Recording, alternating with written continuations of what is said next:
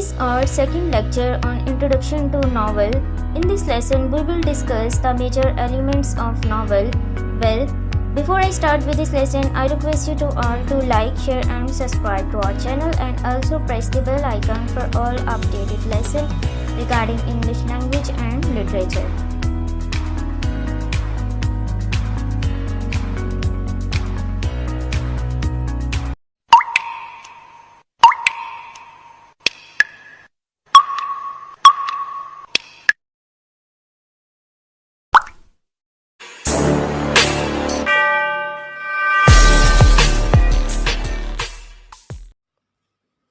Elements of novel.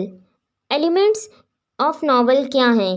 किसी भी novel को क्रिएट करने के लिए इन एलिमेंट्स का होना बहुत ज़रूरी है। विदाउट दीज एलिमेंट्स हम कोई भी नावल क्रिएट नहीं कर सकते, यानी कोई भी नावल राइट नहीं कर सकते।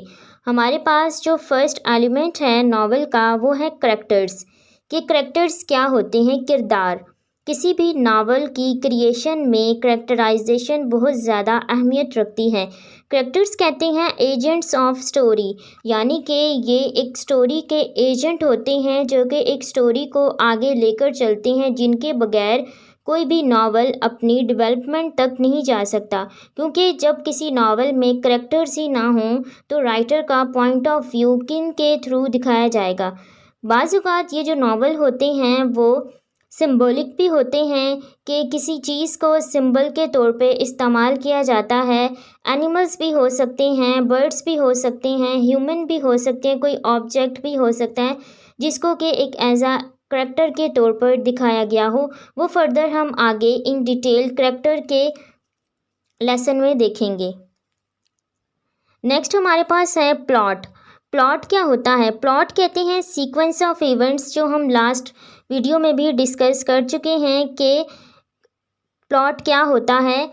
हम दोबारा इसको डिस्कस कर लेते हैं कि सीक्वेंस ऑफ इवेंट्स, यानी कि एक सीक्वेंस चलता है इवेंट्स का। इवेंट्स कहते हैं कि वो इंसिडेंट, वो वाक़यात जो किसी नावल में दिखाए जाते हैं वो एक सीक्वेंस के थ्रू चलते हैं। यानी कि अगर एक इंसिडेंट किसी जगह पर दिखाया गया है तो नेक्स्ट अपकमिंग आने वाला जो इंसिडेंट होगा वो उससे रिलेट करेगा, यानी इनका आपस में एक सीक्वेंस होता है।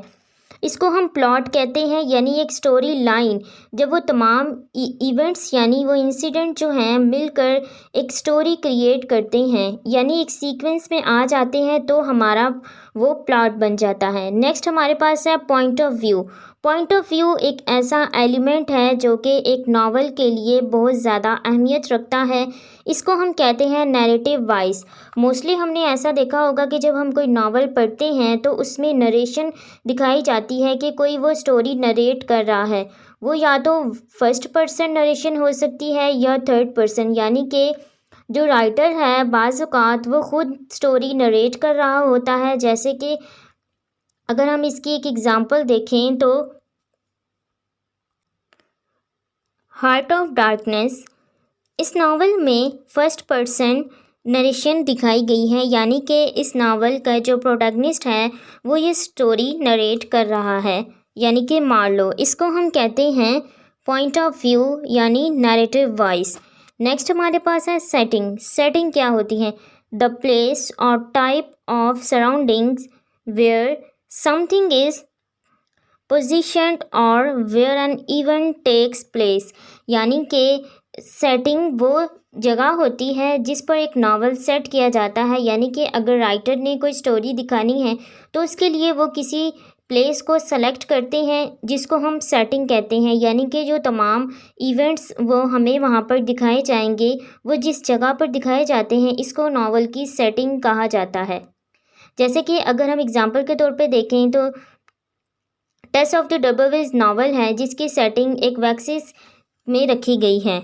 यानी कि इस तरह नावल को लिखा जाता है जिसमें हमें कोई जगह दिखाई जाए, यानी कोई प्लेस दिखाई जाए जहाँ पर वो इवेंट्स हों। नेक्स्ट हम देखते हैं स्टाइल। स्टाइल क्या होता है? Particular procedure by which something is done, a manner of वे, यानी कि स्टाइल वो एक पर्टिकुलर प्रोसीजर है जिसमें कोई भी चीज़ क्रिएट की जाती है। किसी भी नावल को लिखने के लिए हर राइटर का स्टाइल डिफरेंट होता है, यानी कि वो चीज़ जो कि एक राइटर को दूसरे राइटर से डिफरेंशिएट करती है, उसको अलग करती है, इसको हम स्टाइल कहते हैं। हमने मोस्टली सुना होगा कि इस राइटर का स्टाइल बहुत चेंज है।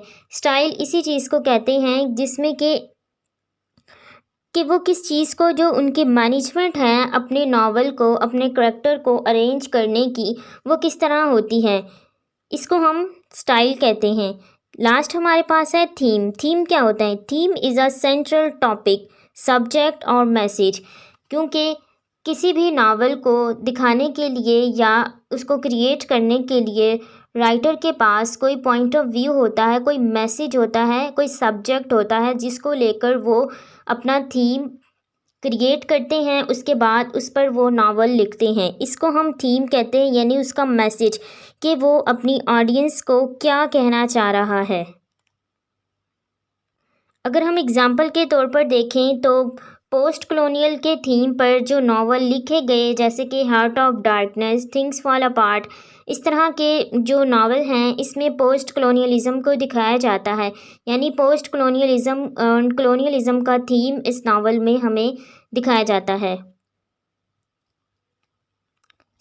इस लेसन में हमने मेजर एलिमेंट्स ऑफ नावल को देखा कि नावल के कौन कौन से एलिमेंट्स होते हैं, जिनमें हमने करैक्टर्स को देखा, प्लॉट को देखा, सेटिंग को देखा, स्टाइल को देखा, थीम को देखा और पॉइंट ऑफ व्यू क्या होता है इसको डिस्कस किया।